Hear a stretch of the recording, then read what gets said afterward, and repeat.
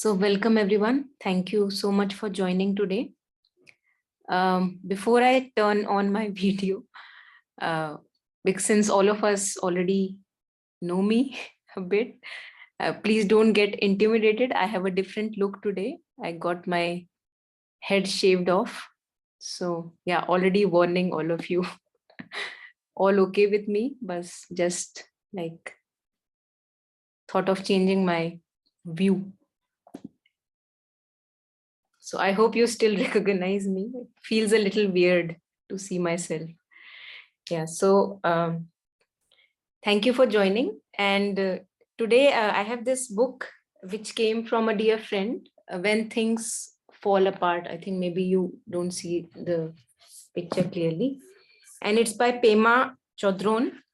And I just picked it up at a time where I actually needed it. And earlier, this book was just lying with me for I don't know how many days. And just one day where I was just too overwhelmed by something, I just decided to pick this up. And it turned out to be a treasure, really. So I thought, why not just read it together and maybe share if we have reflections on it, then we can share our reflections. So let us start with a moment of silence. We'll just connect with the breath and stay with the breath for some time, and then really start the sharing and the reading. Yeah. If it's okay with everyone, just a moment of silence.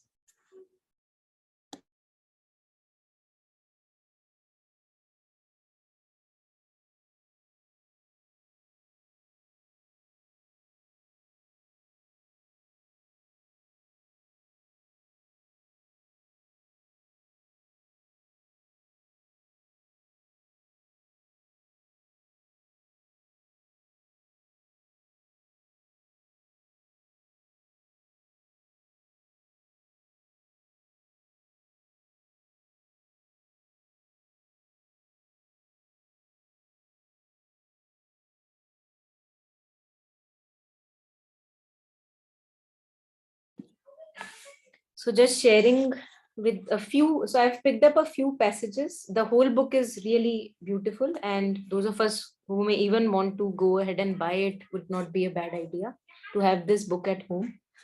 So I'll just share a few passages, and in the meanwhile, we can just pause in between, and if we have anything to share, we can unmute at any moment. Feel free to unmute and share whatever you want to share.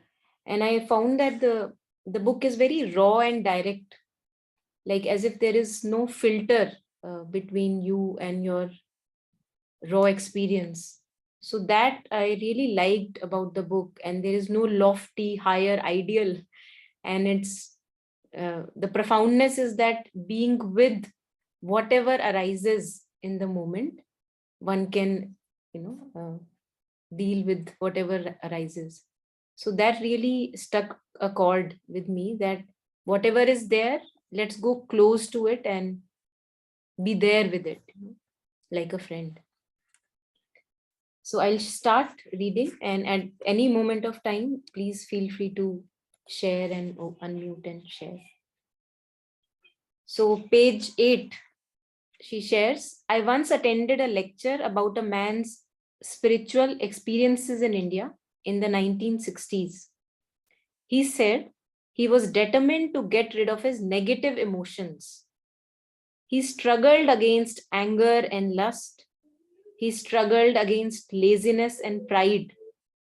But mostly he wanted to get rid of his fear.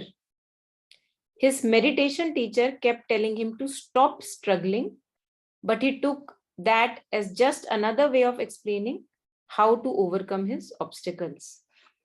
Finally, the teacher sent him off to meditate in a tiny hut in the foothills. He shut the door and settled down to practice. When it got dark, he lit 3 small candles.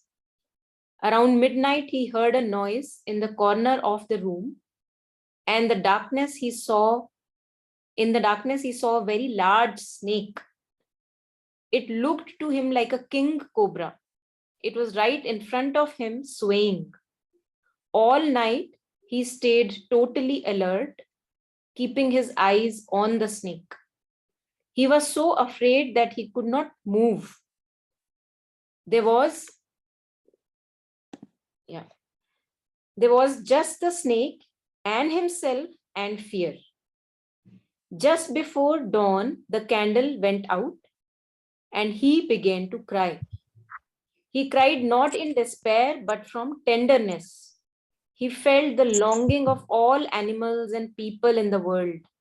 He knew their alienation and their struggle. All his meditation had been nothing but further separation and struggle. He accepted, really accepted wholeheartedly that he was angry, jealous, that he resisted and struggled, and that he was afraid. He accepted that he was also precious beyond measure, wise and foolish, rich and poor, totally unfathomable.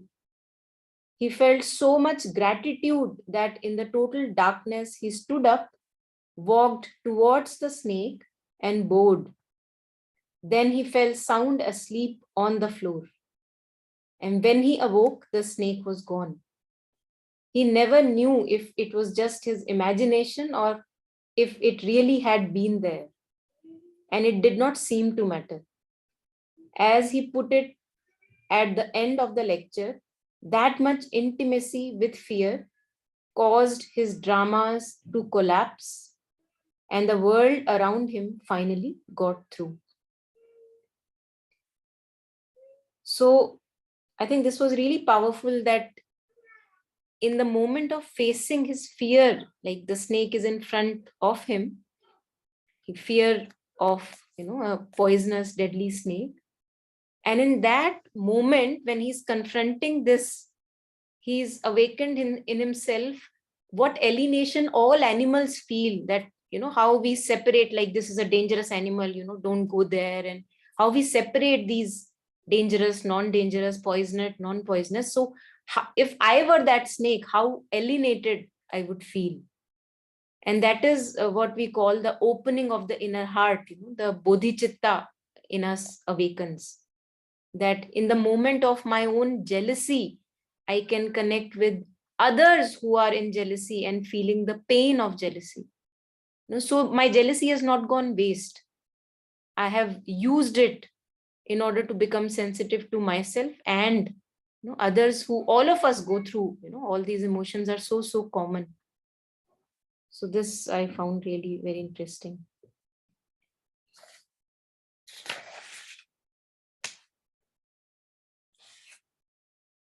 So the next time you encounter fear, consider yourself lucky.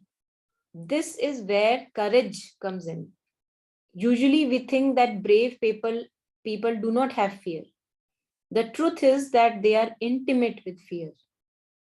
When I was first married, my husband said I was one of the bravest people he knew. And when I asked him why, he said, because I was a complete coward, but went ahead and did things anyway. The trick is to keep exploring and not bail out, even when we find out that something is not what we thought. So we enter into an unknown area, unknown territory. We didn't think it will turn out like that, but still entering. That's what we are going to discover again and again and again. Nothing is what we thought. The mind has all imaginations. For example, moving to a new place, living without a loved one. We all imagine things that, oh my God, it's going to be horrible. So she's saying that nothing is what we thought. The idea is to experience it first-handedly. I can say that with great confidence that nothing is what we thought. Emptiness is not what we thought. Neither is mindfulness or fear. Compassion, not what we thought. Love, Buddha nature, courage. These are code words for things we don't know in our minds. But any of us could experience them. These are words that point to what life really is when we let things fall apart. and let ourselves be nailed to the present moment. Yeah, anything anyone wants to share, any reflection, anything here? Good evening, Monica ji, Aishwarya here. Yeah, hi Ashwarya. Yeah, please.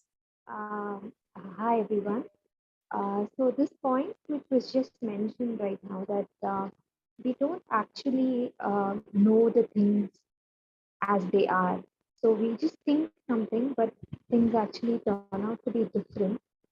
So there was a point, I'm going to be quite honest in here. There was a point when I used to admire the love of Radha and Krishna, and it used to give me those awe moments. And I used to be like, oh, this is love, and things like that. But later on, as it unfolded, um, it's not that uh, easy, the love of Radha and Krishna. Not even that awe, that the what I thought love was, or the that connection that I made. The thinking process of thinking about love is totally different from what love is, and it came as such a very rude shock. So I actually happened to read this chapter this morning in the library, so I was just able to relate to that. Thank you.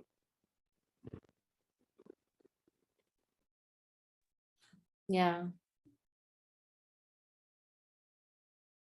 I think that's where we become more grounded and humble, when we go closer to a thing and we see that, oh my God, I have no idea, all this time what I was calling as love, and I have no idea what love is.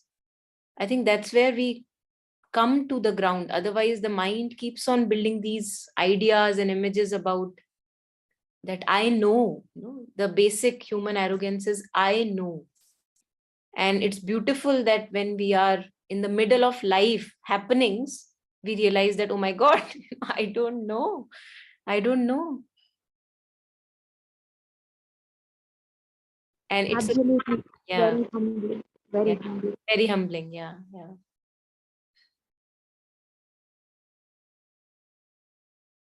And I think that's where we begin to maybe become curious about knowing. Okay, let me see what it is. Let me know what it is. Otherwise, if I go and approach a thing with I know idea, then I'm not going to really see the thing for as it is. But when I go with the idea that, okay, I don't know, okay, let me see what it is, then the adventure and the discovery and the unfolding of life, I think that gives us so much delight. No matter whatever we find, we may find something ugly, beautiful, doesn't matter. But this joy of exploration then propels our life further. But saying that I know, knowing within with this certitude that I know what love is, don't tell me, I know what relationships are, don't tell me, there we, I think we go far away from reality. So it's, yeah, truly humbling and continuing the exploration, basically, uh, the curious exploration. Yes, yes, Jasmine. Yeah. Hi, can you hear me? I just wanted to make sure Yes, the yes, headphones are clearly. working. Yeah. Yeah. Okay. Yeah. No, I just wanted to share, you know, about what you said. I know. So this book came to me at a time when things had actually fallen apart. It was the worst, probably, the newest low I had hit in my life at that time. And I remember there was a couple of years ago reading, what really hit me was, I think somewhere in the book she talks about groundlessness, the security. We keep looking for security in something. It's the word, that groundlessness, that's stuck in my mind. There is no ground to hold on to. And at that moment I found it very freeing. And the experience itself felt so intimate, because you know what, it's like it wasn't theory, it was, you were in the midst of the experience. And I felt, at that time, that I really don't know. And it just completely shifted something, a new way of it, shattered something that the way I looked at things, I actually said, I really don't know. I started questioning. This was, like I said, a couple of years ago, and the journey has been beautiful so far since then. And I think that I don't know and the groundlessness, these two keywords, they were, I think it also gives you the freedom, if, especially at that moment, because I was so miserable. And like the story you shared at that guy, where he's sitting down, he's so intimate with it. The whole, the whole, my whole feeling trying to find security in something, even in the words, I lost that. But it made me so miserable. It was so suffocating that just hearing that there is no ground, hey, look, it was like a slap on my face, there is no ground. It was so freeing and beautiful. So when you even talked about the last passage you read, that we think we want to know. So after that, it has been constant shedding, questioning, shedding, and unlayering of all things. So I think that I have kept with my, and throughout my journey, even up until now, I'm always curious. Even when I think I know, there is so much I don't know. And the room for that, it leaves that openness and freshness in you. And of course, we all come back to the cycle, the loop. I think we go through that. But I think it also brings that freedom, the freedom that I think personally I always want to feel the freedom, free, which I thought will come from outside. Yeah, yeah. As you said, that when we give this breathing space, it really makes us free. Inwardly, we feel that breathing space, as if there is a distance between things, people, situations, and there is a possibility for more. Otherwise, we make things too rigid. Yeah, yeah. And I think we'll touch upon that groundlessness, because that's really very beautiful that you shared. That there is nothing to hold on to. So that really is very powerful. And I also saw that it's amazing to see that I may have touched groundlessness and know that there is nothing I can really find security in at one point of time. But I think it is furthermore humbling to know again and again that we again and again stick and try to find security in something or the other. We, as if we forget. We forget. No, Because that's so true. I think it's our body's default system. I don't know if it's our body too or mind. I think our whole system that we go into the survival. Like I have come down recently to in my experience again, what you said that that we still look for security. It's so deeply embedded in us. I don't know. Yeah, it comes up constantly. yeah, yeah. And I think how we recognize that I have again fallen in for security, want to have a ground, I begin to suffer. Pain enters my life again. And this is how I realize that again I'm clinging to something. Again, I want security, maybe from a person, maybe from my own thoughts and opinions. I want them to be more rigid and solid, maybe from a life situation, that this should remain always like this.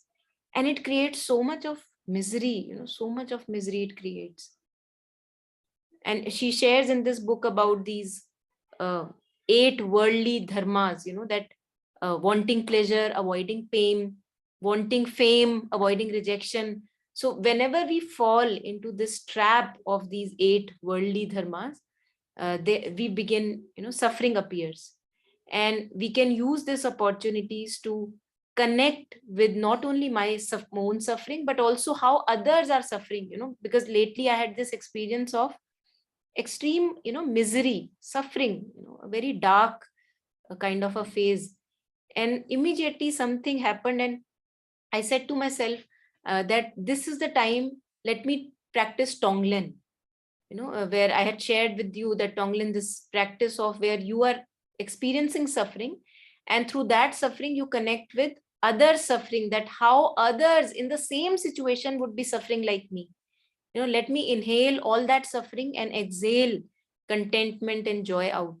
And it was so amazing to see that it really helped me also utilize my suffering, that the suffering is not in vain.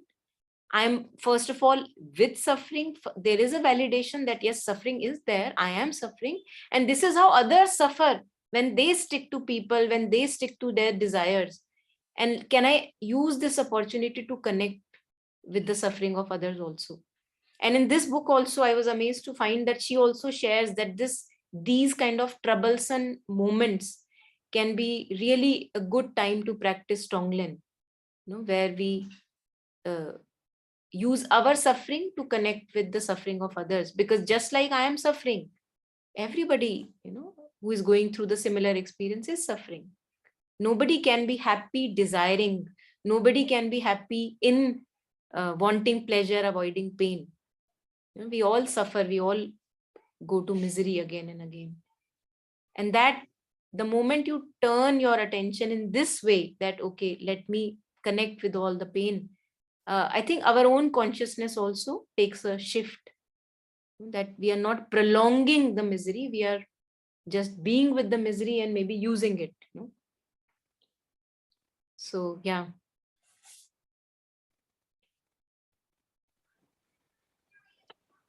Monica, question for you. Yeah, I yeah. know, like, since you have been on, like you've been aware of a lot of, wisdom and all that. And even then, when we get caught up in that misery, in the cycle, that's unavoidable. But my question is, have you noticed in your journey that, how I think you talked about, how you get more sensitive? It's almost like that, I think you gave example of something, a machine that picks up the earthquake signal, something like that. So what I mean is, so uh, when you went through your recent experience and you felt the pain, even though did you feel it more intensely? Did you feel like you felt it more intensely than you normally would? A normal person, like a layman person would say, like, if you should be able to handle it better if you know the wisdom and all that. But in my experience, I find I I can feel the intensity more of the things that are not in line with my true self, or not in my true self. There is really no my truth in line with the truth, I would say, you know. So is has that been your experience too? I'm just curious, like, do you feel it? And in that intensity, there is beauty too. And I think you already shared that process, because it feels like you're going into the depths and you're kind of churning in a way, um, staying with it's almost like you get more and more intimate with it. Um, so I'm just curious if you have anything to share. Yeah, yeah. Yeah, anyone wants to add or share anything on what Jasmine just shared?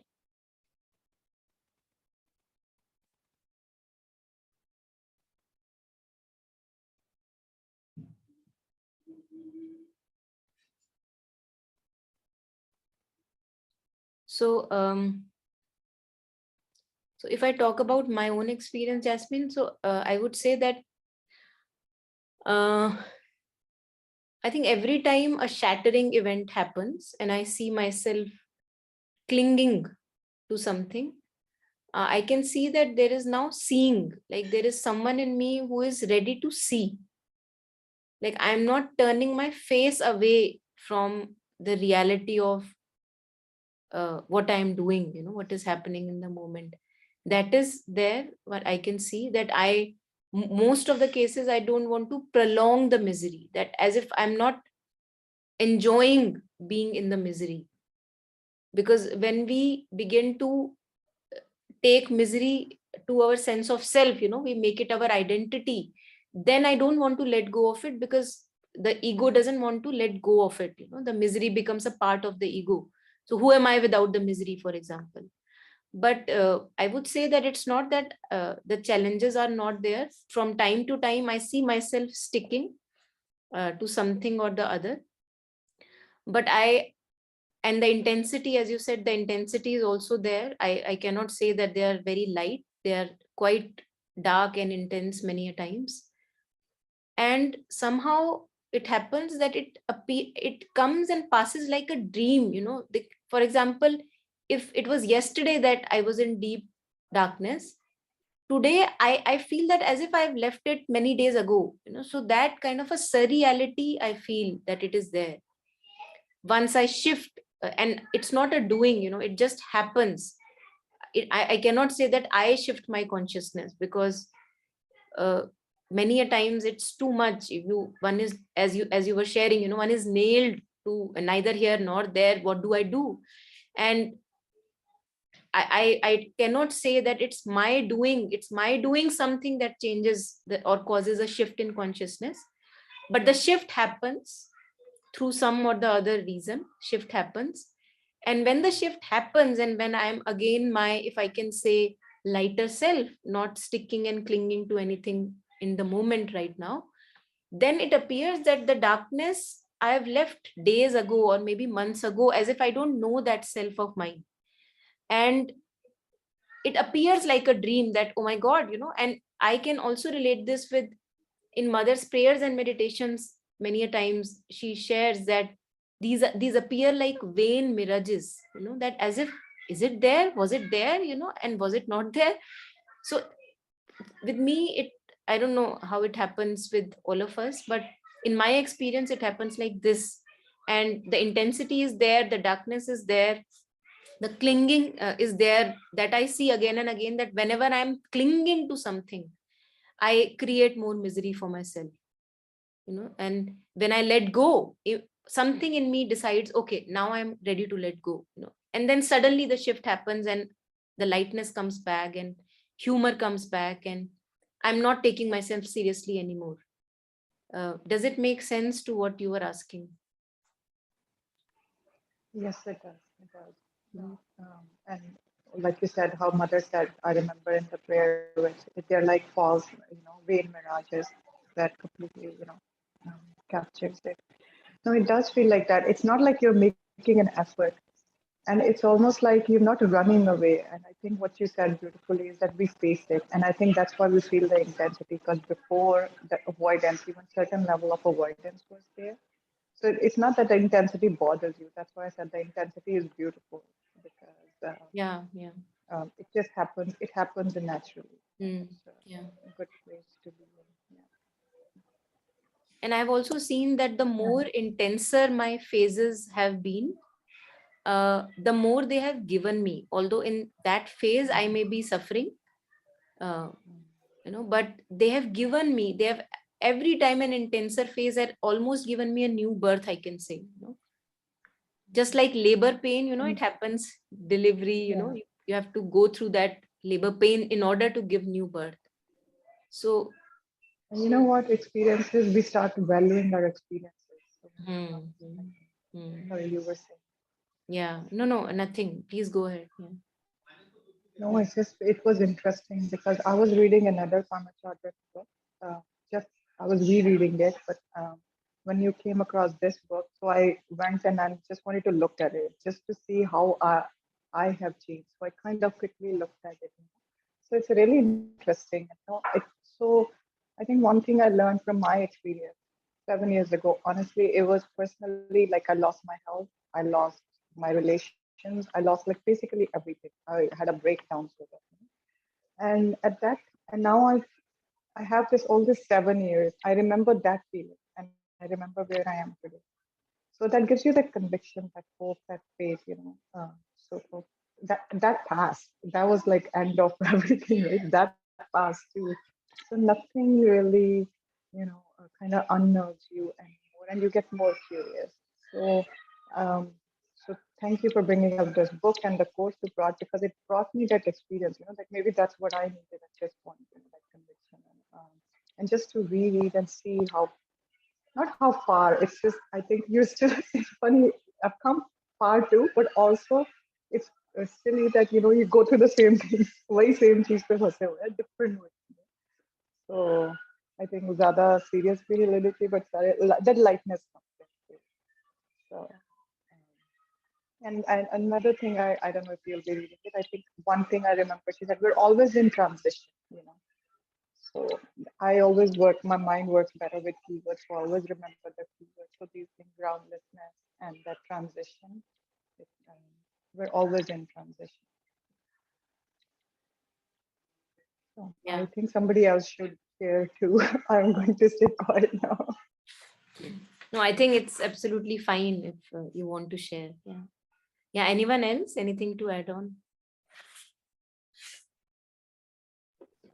On a lighter note, I was just thinking how interesting it is that the book begins with dealing with fear and later passes on to groundlessness, because the uh, very word, the very concept facing it requires so much of courage, the notion of groundlessness. So I guess that's a very interesting way the book has also been put together from a book perspective. So Yeah. Yeah. True that. Yeah. So I'm taking up a little part from page 14 for those of us who have the book. Things falling apart is a kind of testing and also a kind of healing. We think that the point is to pass the test or to overcome the problem. But the truth is that things don't really get solved. I think this is so true, so raw, and so grounding, because all the time the mind is trying to find resolutions in, through thinking out, logical reasoning, this reasoning, that reasoning. So she shares that we think that when things are falling apart, the idea is to let me pass this test, the point is to pass the test or to overcome the problem. But the truth is that things don't really get solved. They come together and they fall apart. Then they come together again and they fall apart again. It's just like that. The healing comes from letting there be room for all of this to happen. Room for grief, room for relief, room for misery and for joy. I think this really widens our perspective, widens the mind also, widens the being, what we call all embracing, that, okay, let it come, okay, pain is there, let it come. Because from time to time, I think we also make images in our mind that I have overcome this problem and I am this and that spiritual guy. And, we begin to label ourselves. And while if we don't give ourselves any label, or any acclaim for, hey, I have overcome this and that in me, then there is room for everything, at all moments of time. As Jasmine was sharing, that it's like a process, it's just processing is going on all the time. And no one is upper or higher or lower, or, we cannot put categories, because the ego loves category. The mind, limited mind, it loves, being categorical about things and people and situations. And then further, she shares below this paragraph, when we think that something is going to bring us pleasure, we don't know what's really going to happen. When we think something is going to give us misery, we don't know. We don't really know what is going to unfold in life. Letting there be room for not knowing is the most important thing of all. This breathing space. Okay, I have this thought and opinion about a person or a situation, but let me see, not holding that thought or opinion so tightly as we hold usually about people, about ourselves. you know uh, we create so rigid and solid images. So here, we can just let some breathing space, even when we are holding on to beliefs, ideas, past, future, just giving it a space for not knowing. We try to do what we think is going to help, but we don't know. We never know if we are going to fall flat or sit up tall. When there is a big disappointment, we don't know if that's the end of the story. it may be just the beginning of a great adventure. Disappointment in relationships, disappointments in work, disappointment in career, family issues, spiritual path. We don't know that it may be a beginning for a new adventure. So we just to be in that space of curiosity, I don't know.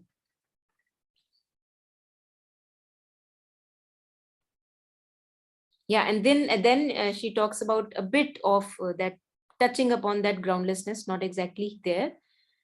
When things fall apart and we are on the verge of we know not what, the test for each of us is to stay on that brink and not concretize. So to be on that razor fine as edge, if one can say, the spiritual journey is not about heaven and getting finally to a place that's really a swell. In fact, the way of looking at things is what keeps us miserable. So if we keep on looking, having this image in our mind that if I become more spiritual, no pain, nothing, no suffering. So this makes us even more miserable, that the moment I see misery now, my image shatters, that, oh my God, this means I'm not spiritual. So to be aware of these thoughts, images forming in our mind, thinking that we can find some lasting pleasure and avoid plain pain is what in Buddhism is called samsara, a hopeless cycle that goes round and round and round endlessly and causes us to suffer greatly. The very first noble truth of the Buddha points out that suffering is inevitable for human beings as long as we believe that things last, that this relationship is going to last forever, that this pain is going to last forever, that this misery is going to last forever, that this job, this house, whenever this child of mine, the connection of mine, whenever we cling to this lasting security in things which are impermanent, it gives rise to suffering, she's sharing. From this point of view, the only time we ever know what's really going on is when the rug has been pulled out and we can't find anywhere to land. So you placed all your attention on a relationship or a guru or a master, and now that's taken off from you. It's not there anymore. Where do you go? Where do you, find escape? How do you find security? So she's sharing that when these situations happen where the rug has been pulled out and we can't find anywhere to land, we use these situations either to wake ourselves up, that actually there is groundlessness, to wake ourselves up, or to put ourselves to sleep. Right now, in the very instant of groundlessness, is the seed of taking care of those who need our care and of discovering our goodness. So when the rug has been pulled from my feet, can I use this opportunity rather than getting addicted to some other security, false security? Can I use this opportunity to take care of others who need care and to discover goodness? This is again referring to what we were sharing earlier, that when I am going through pain and loss and misery, can I use that moment to also connect with how others go through the same misery? I'm not alone, and again use that as a practice. Yeah, anything anyone wants to?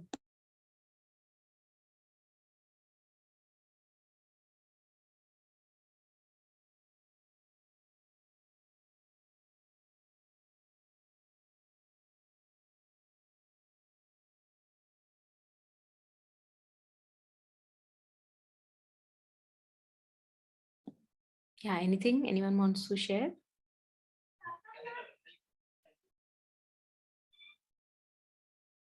Okay, so I am missing a huge chunk in between because we may not be able to cover that much.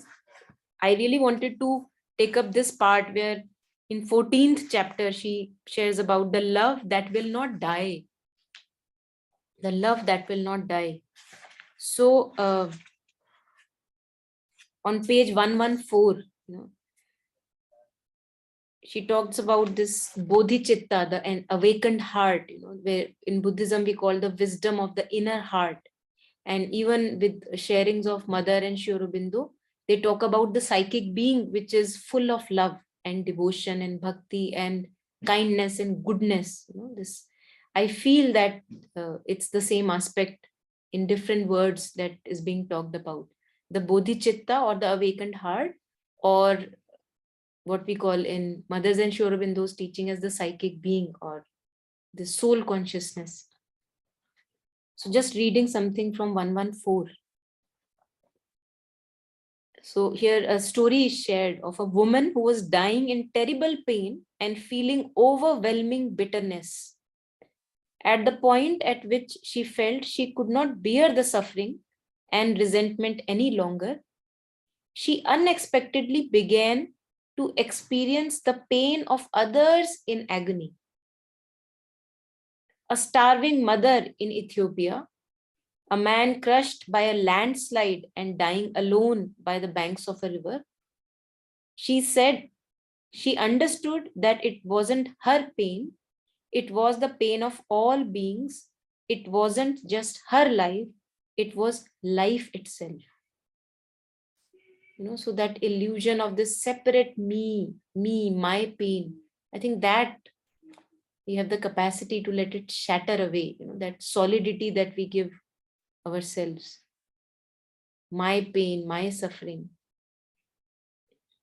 We awaken this bodhicitta, this tenderness for life, when we can no longer shield ourselves from the vulnerability of our condition. So as in the beginning, she was sharing that we are nailed to that moment and totally helpless, nowhere to find help, no ground that we can find. And then you can take it all in. You let the pain of the world touch your heart and you turn it into compassion.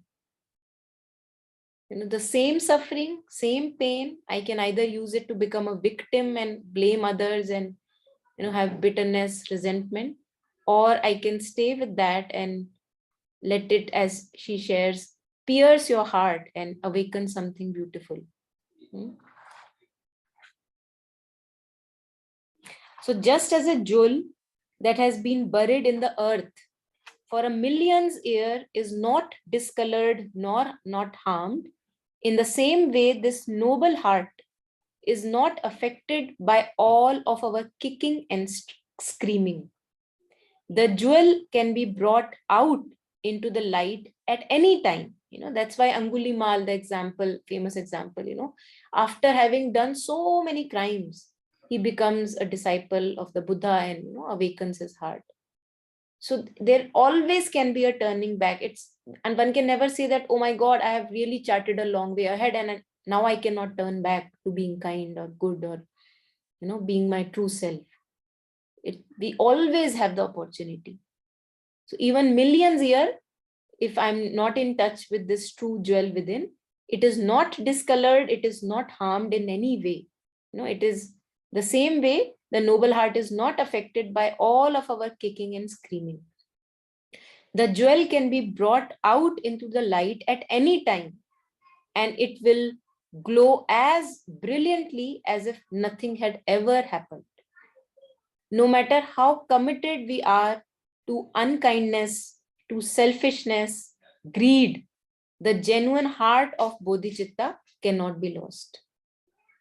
It is here in all that lives, never marred and completely whole. This is where when we talk about our true self is always enlightened, talking about that.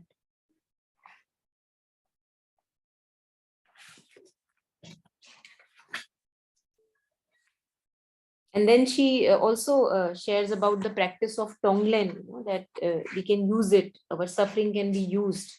So she shares the practice of Tonglen, sending and receiving, is designed to awaken the bodhicitta, to put us in touch with genuine noble heart. It is a practice of taking in pain and sending out pleasure, and therefore completely turns around our well-established habit of doing just the opposite. Usually we are always avoiding pain, wanting pleasure, avoiding pain, wanting pleasure. So it turns that now you are inhaling pain because the courage is there, you are awakening the courage within. You are inhaling the pain through your own pain, you are inhaling everyone else's pain in the same experience, and you are letting out delight, joy, and contentment. So one has reversed the process. Tonglen is a practice of creating space, ventilating the atmosphere of our lives so that people can breathe freely and relax. Whenever we encounter suffering in any form, the Tonglen instruction is to breathe it in with the wish that everyone could be free of pain. Whenever we encounter happiness in any form, the instruction is to breathe it out. This is really beautiful, that if I'm feeling joy and happiness, out of something maybe happening, I'm feeling very joyous and happy, then the idea is to breathe it out. Whenever we encounter happiness in any form, the instruction is to breathe it out, send it out with the wish that everyone could feel that joy. It's a practice that allows people to feel less burdened, less cramped, a practice that shows us how to love without conditions.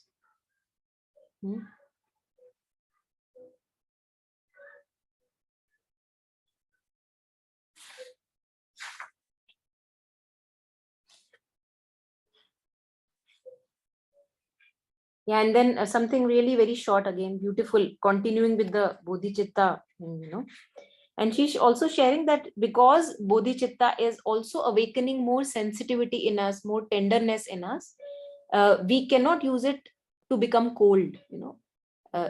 It's not synonymous with becoming cold and indifferent to what is happening all around me. So because bodhicitta awakens tenderness, we can't use it to distance ourselves. I will be sensitive. I'll not be insensitive that, yeah, this is how it is. This is samsara and I don't know, what pain you are experiencing. We can't use it to distance ourselves. Bodhicitta can't be reduced to an abstraction about the emptiness of pain. We can't get away with saying there is nothing happening and there is nothing to do. And when we experience the soft spot of bodhicitta, it's like returning home. It is as if we had amnesia for a long time and awakened to remember who we really are. The poet Jalaluddin Rumi writes of night travelers who search the darkness instead of running from it. A companionship of people willing to know their own fear, whether it is in small fears of a job interview or the unnameable terrors imposed by wars, prejudice, hatred, anything. The night travelers discovered the light of bodhicitta. And bodhicitta is available in moments of caring, for things, whenever we are tending to things, caring for a child, caring for a stranger, just expressing kindness, empathy towards anything, towards our own self, others. That is bodhicitta in action. Bodhicitta is available in moments of caring for things, when we clean our glasses, brush our hair. People who don't have hair, I don't know how they will experience bodhicitta, but yeah, when we clean our glasses or brush our hair, it's available in moments of appreciation, when we appreciate somebody for good work, or whatever we recognize in the other, when we notice the blue sky or pause and listen to the rain. It is available in moments of gratitude, when we recall a kindness or recognize another person's courage. It is available in music and dance, in art and in poetry, whenever we let go of holding on to ourselves and look at the world around us, whenever we connect with sorrow, whenever we connect with joy, whenever we drop our resentment and complaint, in those moments, the bodhicitta is there. As if the dark clouds have dissipated for some time and the blue sky is available for our true experience. So I think I can stop there. There is no end to this because the book is really very beautiful. And I thank Aisha for gifting me that, I borrowed it from Aisha's place. And yeah, I never knew I would read it actually. So thank you so much. Anything anyone would like to share? Yeah.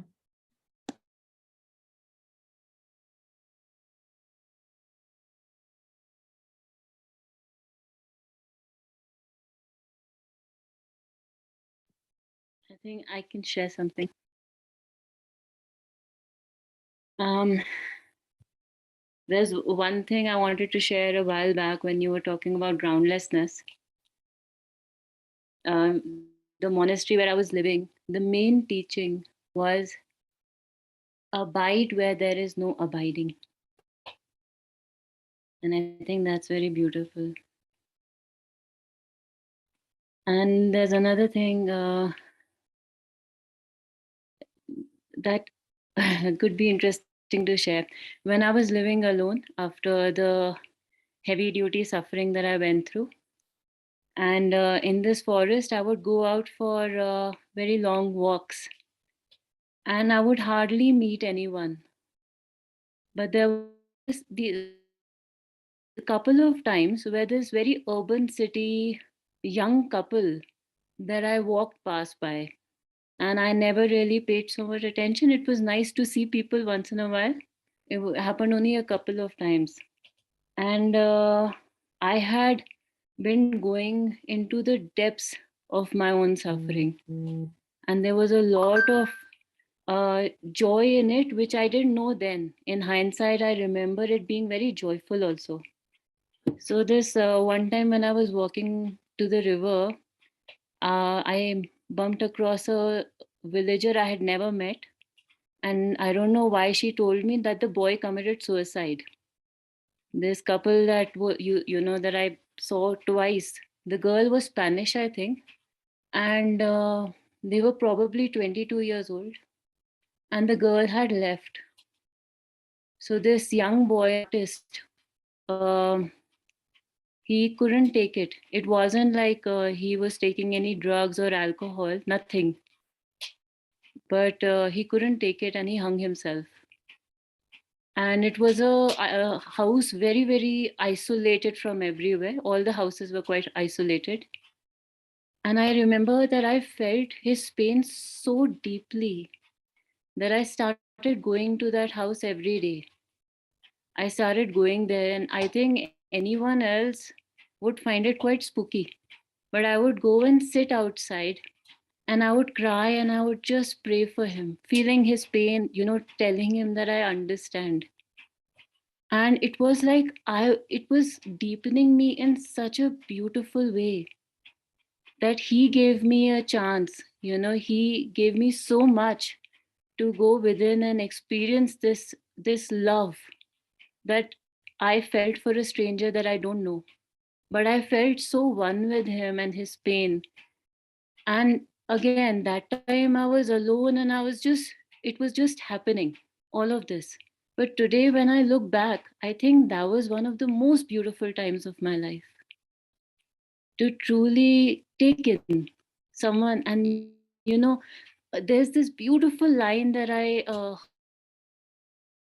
heard very recently, that compassion actually means to suffer with. It means to suffer with, and God suffers with me, and that's quite beautiful. I think what it can give, nothing else can really give. No joy, no external pleasures of life can ever give what this can. That's it. Yeah. Thank you so much. Thank you for sharing.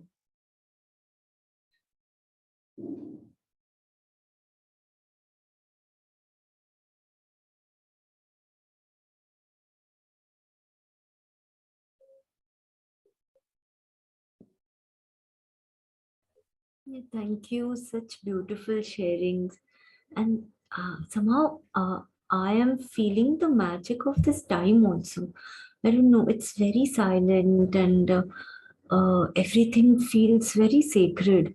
You know, everybody's sharing and all. It has a very different energy. So yeah, I'm feeling very nice. Thank you, everyone. Yeah, thank you.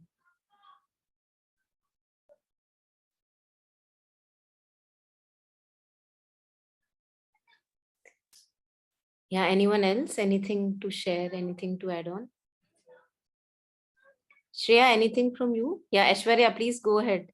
Please go ahead. Thank you. So, as you were explaining about the Bodhichitta, uh, that one doesn't shy away or become indifferent to another's pain, and that element of compassion. I just remembered mother's words regarding compassion. She says she equates it to this word called misericord, which means it is not a weakness or a going down, but it comes from a place of height and courage. Uh, so I was just reminded of that. So so I just thought I'd share that. Yeah, yeah.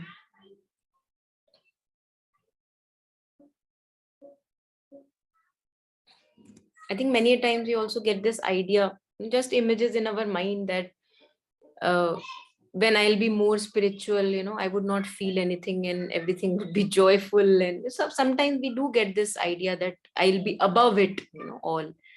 And then we realize that, my God, it's something different, not what we imagined. And then we rather have the courage, we slowly, as we go ahead on the path, we develop the courage to be in the middle of so-called ugliness, which usually people run away from. What the experience that Aisha, the intense experience that she shared, that who would care, who would bother or have the courage to go at a place. Usually people run away from such places, where something like this may have happened. So to develop that sensitivity and to know, or to to not only say to the other person, but to actually know the other's pain, I think that is the power we have. And usually we are so protected in our shells, in the comforts of day to day living, that if not for somehow the way we are right now, if not for our own pain and suffering, if that doesn't awaken us, we will forever be walled and protected in our comfort and settled zones, and never really feel that oneness with others. So I think this really difficult times that we go through can really give us good opportunity to share that one being with others, that we actually are one. It's not just in theory and philosophy that we say that we are one. We actually are one. All of us go through all kinds of moods and jealousy and hatred and lust and desire, and we suffer through it. So what is uncommon? It's all common, shared by all. So my suffering is your suffering is my suffering. So yeah. Yeah, I think this reminds me of, like I'd heard Rupert Spira talking about how, for a very long time, he used to follow Ramana Maharishi also, no? So for a very long time, like, because of his practices, Vedantic practices and all that, he also thought the enlightened self is like, something where, like you said, like suffering and all, you don't, you become enlightened. But, as and how we started listening to discussions of people who were with this enlightened people, that they were like regular people like us, and they had their like, obviously, like, life goes on, life doesn't change, challenges don't change, but it's just that you become a witness to your challenges. It doesn't bog you like the regular times, like. So that is the difference which he, I heard long back, like in one of his talks, that that is what he understood, that it's not that things change or you become enlightened and you become different from or you become special. It's not that. It's just that your approach changes and you just witness it, and challenges carry on. Yeah, that's true.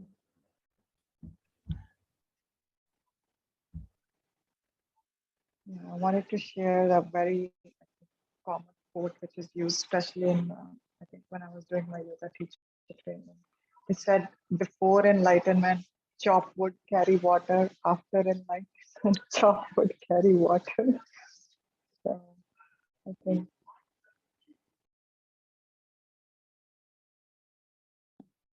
In this book, she also shares about the seeing aspect that you, Shweta and Jasmine, you were sharing, that we begin to see. Okay? When jealousy is there, I'm seeing. When I'm indulging and getting addicted, I'm seeing, I'm at this witnessing part, that, we begin to live more, if one can say, aware of what we are doing. Usually we are unconscious of what we are doing. And now I see where I am, that there is a part in me which is available to that seeing. So at times I may be in addiction, but there's a part which is aware that yes, I am in addiction. So there is more groundedness, more humility. And that's where I think we find also, I feel that it also makes me see others at my own level, because many a times we have this idea of superior, inferior, but when I am able to see all the sins that I see in so-called criminals, then how am I greater or larger than any other person? So we are one. All the so-called unmoral things I see in me, greed, lust, desire, cheating, wanting to possess someone, all this I when see in me, then I become on the same ground, and I'm able to relate even with people who may be in prison. That's why many people who work with people in prison, we need a great heart to open ourselves to that kind of a work. And yeah, I think basically it just makes us more open, more available. I think usually we are so shut up in ourselves. And if anything at all can make me more available, more open, worth it, really worth it. Yeah.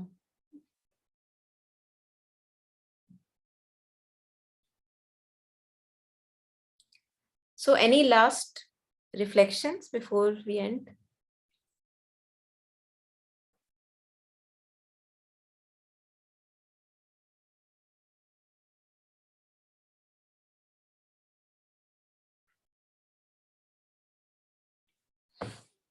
Okay, so there's also a mention of, for those of us who would like to read about meditation also, she shares that whenever thoughts come, I label it just as thinking, come back to the breath, label it just as thinking, come back to the breath.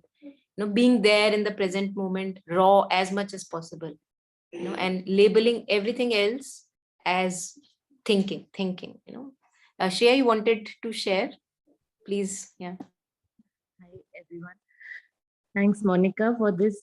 I was just about to share that Udbhav was also listening into the last part, and he was saying, I mean, when you just said this thing about seeing in others the same, I mean, that what others have, I mean, this example of greed, lust,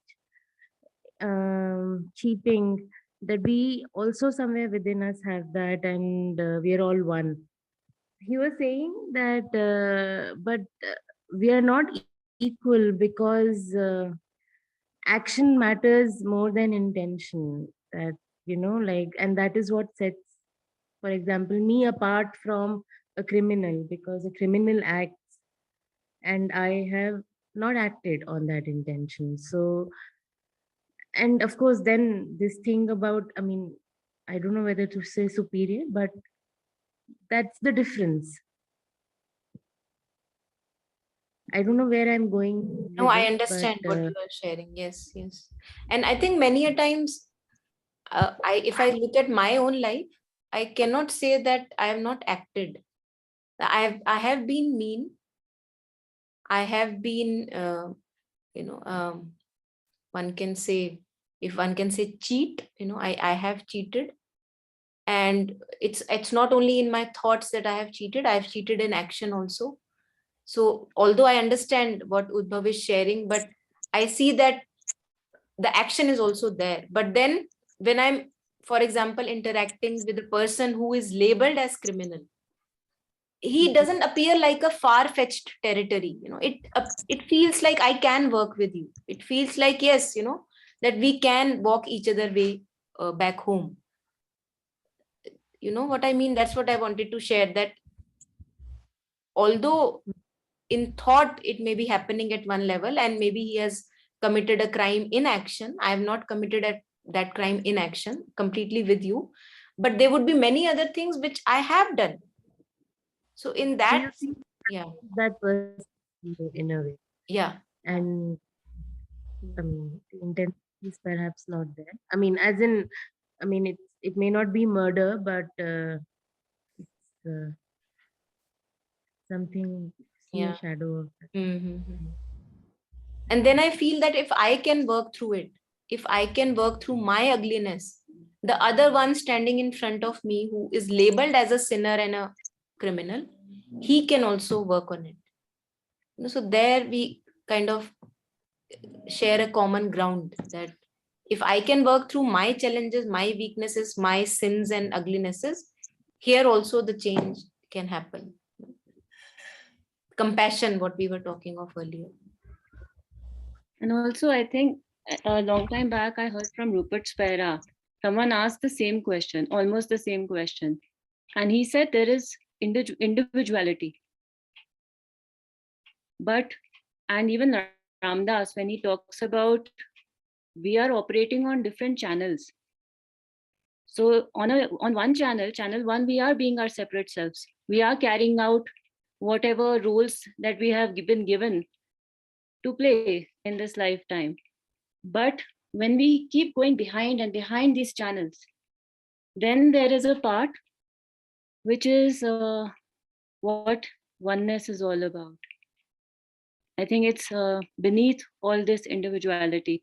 I think even before this path started out for me, मुझे एक अपने आप से, but it was about that this if I had been born into another form, if I was someone else, would I still be the same?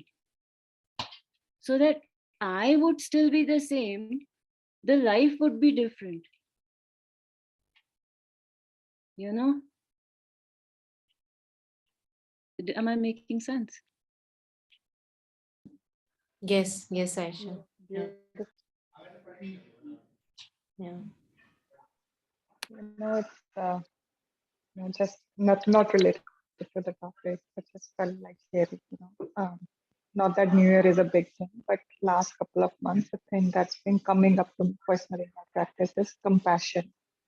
So when it's like an active aspiration. Like consciously, I'm trying to cultivate compassion in my daily life, and along these teachings, this book too, and I find it underlined that compassion is so hard to build. And I remember a couple of years ago, and even with day-to-day life, especially Buddhist monks, their level of compassion, it would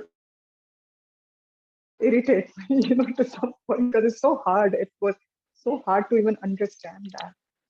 And I think one of the teachers, even I think different spiritual teachers have said, the violence is within you. And talking about the intimacy of the experience. So with this whole vaccine thing going on and all that, so it was with a family member. Your view, I'm like pro-choice. At least come to the pro-choice thing. But something kept bothering me, and it wasn't a verbal exchange. And for So talking about compassion in practice, this is a small example sharing about, I think somebody was sharing about criminal violence and all that. And I think I read that that we need to get rid of the violence within ourselves. But I think I felt the energy, the anger within me. And my problem was like in my mind, I'm thinking, you know what, okay, I understand where she's coming from and I have room for that. But somehow I could not absorb that she doesn't understand me. Still, I'm like, what do you want? Want them to change? So I sat with it like within myself, but beyond words, I could feel that energy, you know, it's like fake heat that, uh, and then at some point during, and I was so, even in, I woke up at like 5 o'clock and during my usual meditation, where dimag mein bhi nahi tha, but when I sat silently, I saw how the thing was coming up again, you know, as if it was sitting there. So, and remembering just sitting with that, it was a process, not so much in thinking, but it had to happen through my system that it left me. And you know how you shared those lines that it's the resolution is not in the story or it doesn't get resolved, but something shifts within you. And then I realized, like, you know, that was a very small, I know it's a small example, but it was a very close experience to violence. Like, you know, I say, wo aisa, but what about me? You know, what about you? मैं अपने ही वो उतनी छोटी सी चीज से I couldn't rise above that or let that go.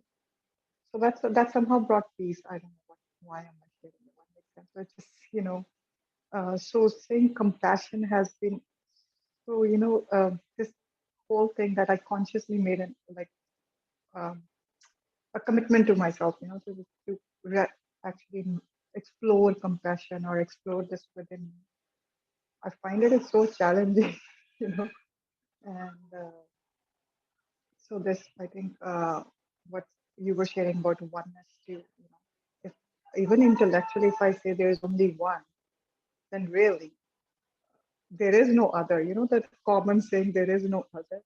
I am actually exploring the depth of it, and it's painfully beautiful. But I think compassion is the ultimate, you know, way to be. I think that bodhicitta what they talk about is that compassion, and it's yeah, that's all. Yeah. Yeah. So at one point, you see, she also shares about loving kindness, Maitri, you know, where she shares, I think, in almost in lines of that when I see I am distracted, you know, I notice that yes, I am distracted, you know. So giving space for that, noticing it, you know, this is also Maitri, you know, like being friends with yourself. Yes, I am at the moment not okay. No, I am not feeling okay.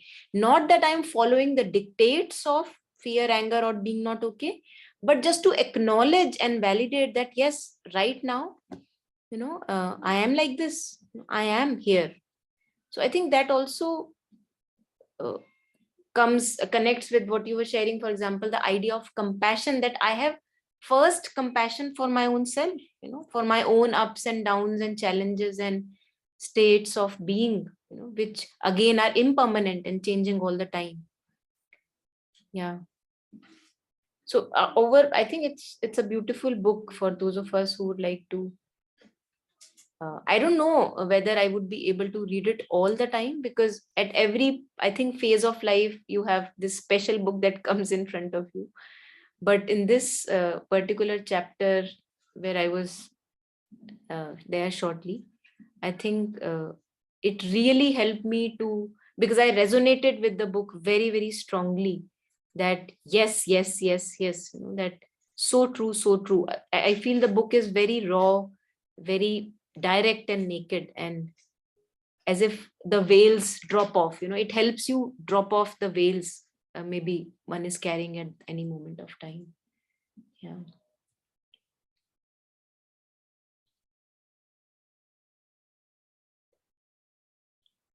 So yeah, anything else, anyone? I just want to say, I really deeply appreciate what you're doing, this sharing and your light. So thank you so very much, Monica. Thank you. Thank you so much. I have extra light today. Shining head.